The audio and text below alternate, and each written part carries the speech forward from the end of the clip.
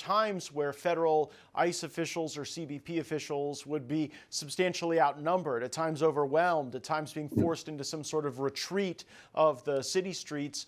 And they would have to wait 20 minutes or longer for LAPD to show up. We're still trying to figure out whether or not there was a stand-down order or if this was a direct consequence of California's laws that prohibit any type of coordination between federal officials and local officials.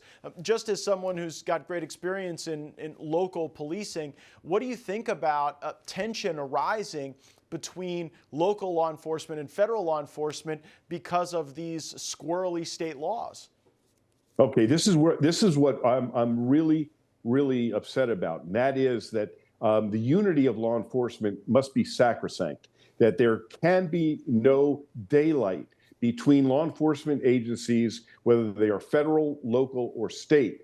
The mission is critical here, and you cannot have any divisiveness. And yet, it is being caused here by the leadership of the left. And I actually had a conversation with an LAPD officer who wants to remain anonymous, but who basically said that Karen Bass had taken operational control of the incident command that on the first night of these riots. Now, that is frightening. If an untrained, unprofessional politician takes control of the law enforcement function, that is a recipe for absolute disaster.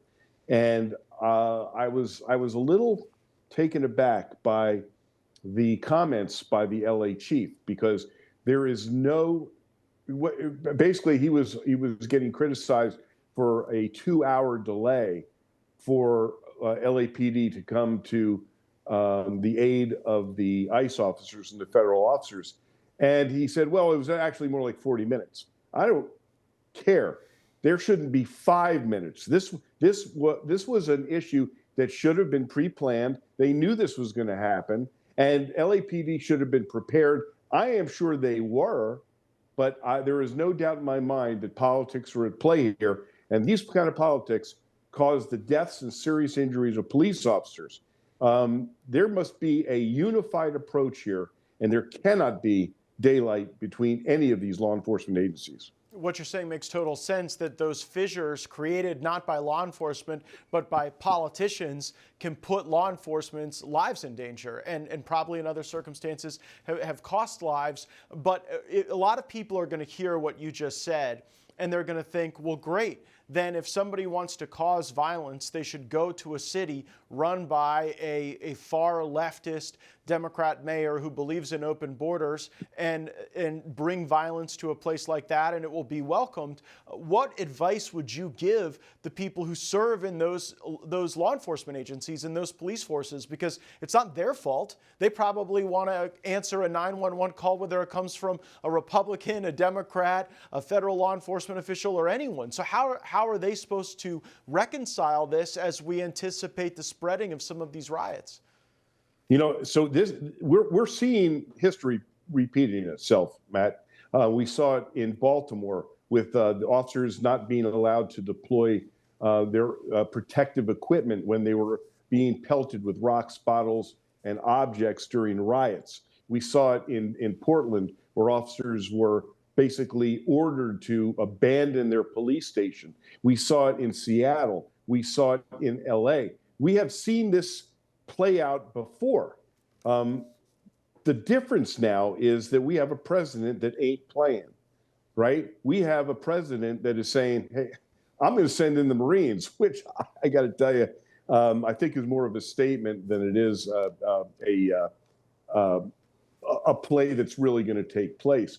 But the send in the National Guard was the right thing to do, because the overwhelming number of people that tax the law enforcement system, when you have this many people in a small proximity attacking law enforcement, and the law enforcement response is overwhelmed, because remember this, they have their law enforcement function in the rest of the city as well. So who is suffering? It's the people who are suffering. and the only way to deal with it is to start making arrests early on, take the agitators out of the equation. And this is something that law enforcement knows. This isn't their first rodeo. They're just being told not to do it. And this is a mistake. And I am very happy to see that that the federal authorities, by the way, who really shouldn't even be involved in this, but they are being forced to because the city and the political left are not allowing law enforcement to do what law enforcement does. Hey folks, Matt Gaetz here, host of The Matt Gaetz Show. Want to catch every episode of my primetime talk show? Just sign up for the OAN Live app and join me Monday through Friday, 9 Eastern, 6 Pacific, for real news, real talk, and the behind-the-scenes info that you want. Stay informed, stay engaged. Go to live.oann.com. That's live.oann.com. Sign up today. Tune in every weeknight.